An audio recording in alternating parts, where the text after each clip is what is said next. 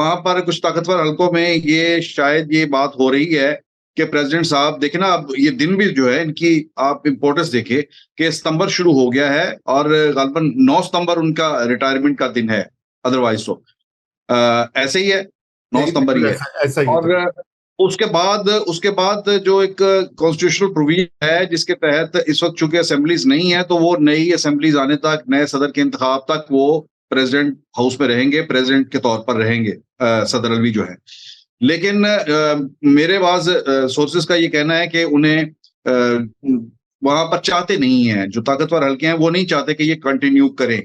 तो ये मीटिंग दो इंतहाई अहम सरबराहान की साहिबान की जो मीटिंग है सदर साहब के साथ, उसमें सिर्फ इतना नहीं है कि जो प्रेसिडेंट जाते जाते इलेक्शन की डेट अनाउंस कर रहे थे, एक तो इस हवाले से भी वहां पर बात हुई है जो कि बाहर आई है, लेकिन मेरा ख्याल है कि इसमें इस हवाले से भी जरूर कोई ना कोई इशारा चुनाव में या किसी ना किसी तरह से ये बात जरूर कन्वे की गई होगी कि जिससे सदर साहब जो हैं वो 9 सितंबर के बाद खुद ही गुड बाय कहकर घर चले जाएं।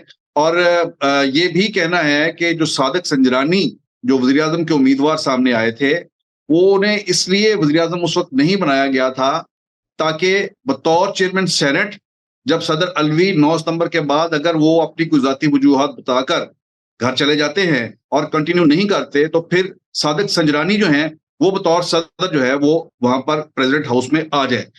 सादिक संजरानी अगर वजीर आजम बन जाते तो हमें ये ज़हन में रखना चाहिए कि फिर उन्हें चेयरमैन सेनेट का ओहदा छोड़ना पड़ना था, और जब चेयरमैन सेनेट का ओहदा छोड़ते तो फिर चेयरमैन सेनेट का इलेक्शन ड्यू हो जाना था, और उस चेयरमैन सेनेट का जो इलेक्शन था उसमें कोई भी अपसेट हो सकता था।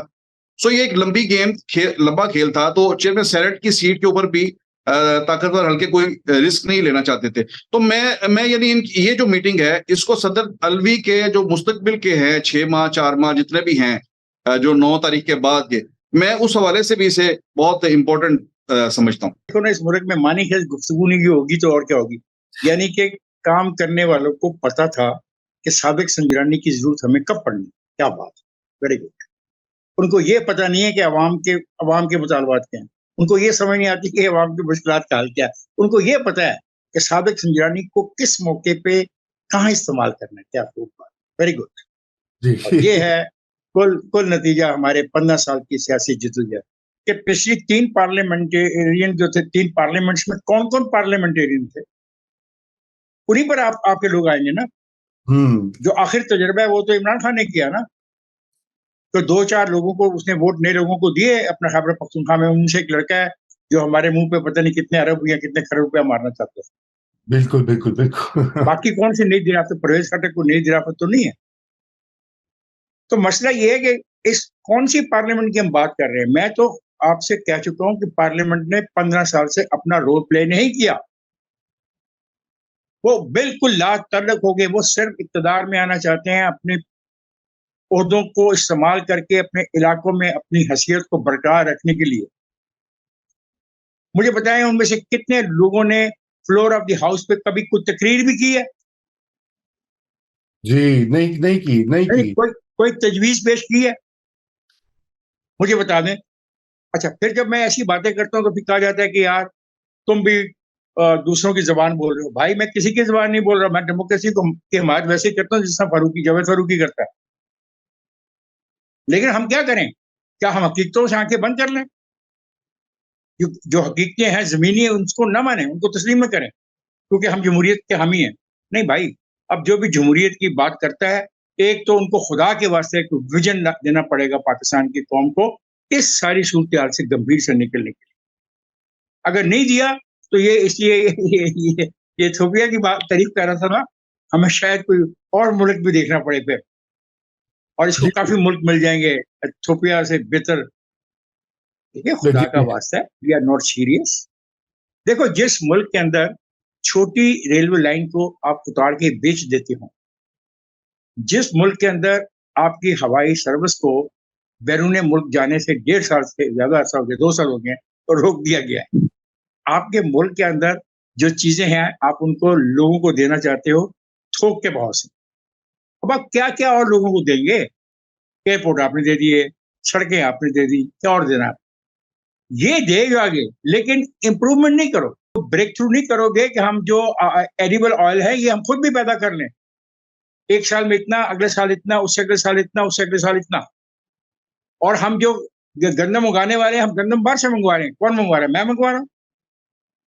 जी जी जी, ऐसी जो बात चीनी, है। अब जो चीनी के लिए, जो अब चीनी के लिए आप कोशिश कर रहे हैं बाहर से मंगवाने की, मुफ्त में आएगी चीनी, नहीं जी, उसके मुफ्त लिए एक तो में। पैसे देंगे।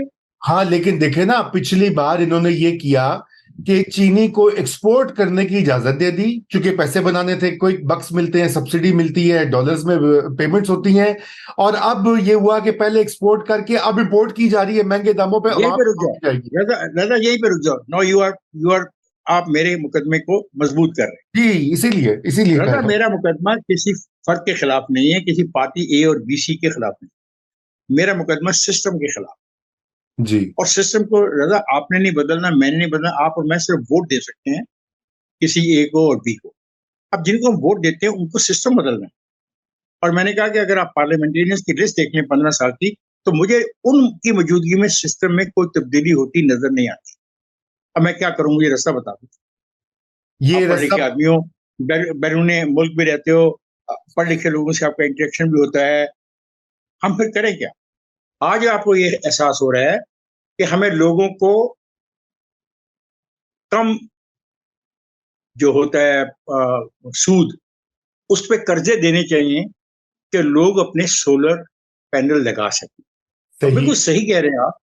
छोटे से छोटा घर घर जो है वो 30-40 लाख का बनता है। उस 30-40 लाख के घर में अगर 5-1 लाख रुपया सोलर पे लगा दिया जाए, तो जिस वक्त वो घर बन रहा होता है, तब उस वक्त उस इंसान की कैपेसिटी होती है। तो आपने ये काम उस वक्त नहीं करना था, चाहिए था जब आप लगा रहे थे कायदे आजम सोलर।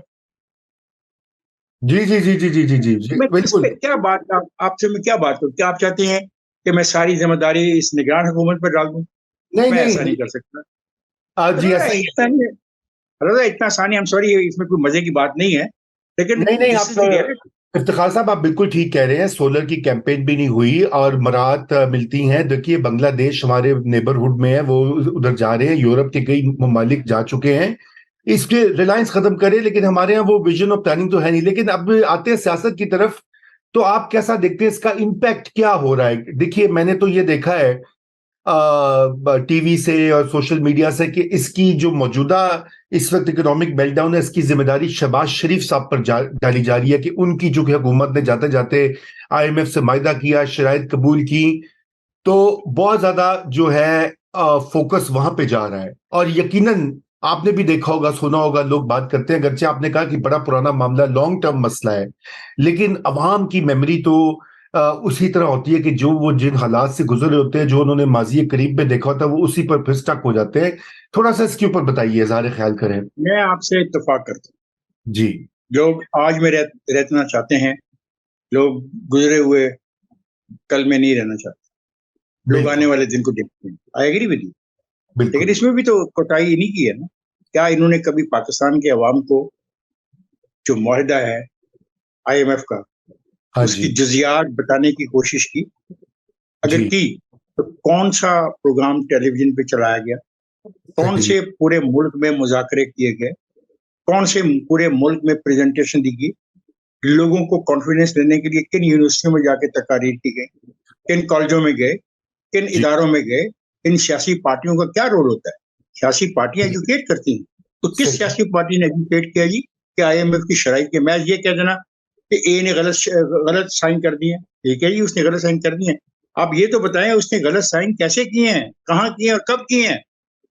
ये किसने जी बताना था? तो अगर ये बताया होता तो इतना लोगों में गम गुस्सा ना होता। लोगों में गम गुस्सा अगर शहबाज के खिलाफ है तो वो किसी हद तक जायज है, क्योंकि हम लोग बिलीव करते हैं उन चीजों पे जो जिनकी गहराई को तो हम जानते नहीं, लेकिन अपेरेंटली जो नजर आता है हम उस पर यकीन करते हैं। अपेरेंटली ये है कि लोगों को नुकसान हुआ। अब तो खुद कहते हैं वो इसाकदार साहब कि हमने रियासत को बचा लिया और अपनी सियासत को दाव पे लगा दिया।